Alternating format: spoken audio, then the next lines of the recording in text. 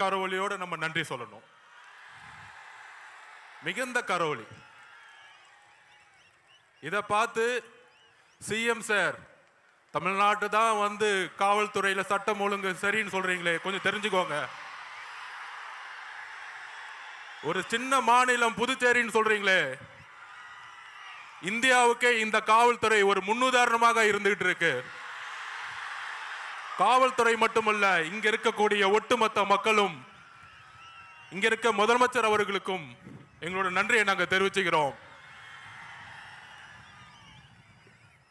இப்படி ஒரு பாதுகாப்பையும் இப்படி ஒரு மக்கள் பாதுகாப்பையும் தமிழ்நாட்டில் இதுவரைக்கும் தமிழக வெற்றி கழகத்துடைய தலைவர் பயணத்தில் கொடுத்ததே கிடையாது.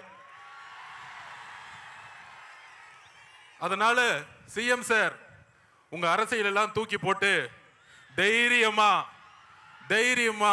எங்க அண்ணன் சொல்ற மாதிரி, எங்க தலைவர் விஜய் அவர்கள் சொல்ற மாதிரி, தில்லு இருந்தா தேர்தல்ல மோதுங்க.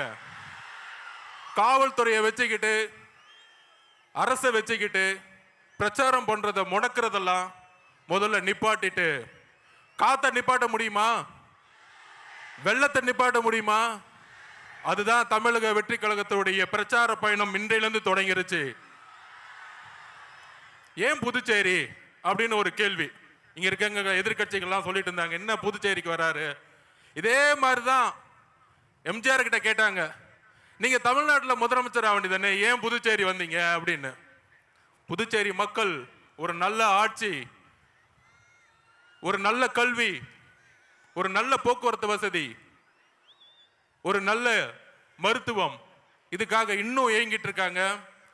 அதெல்லாம் எப்படி அன்றைக்கு வந்து எம்ஜிஆர் கட்சி ஸ்டார்ட் பண்ண பிறகு முதல் முறையாக அவர் தமிழகத்துக்கு மட்டும் யோசிக்கல. எம்ஜிஆர் அவர்கள் கட்சி ஸ்டார்ட் பண்ண பிறகு புதுச்சேரிக்கும் யோசிச்சாரு.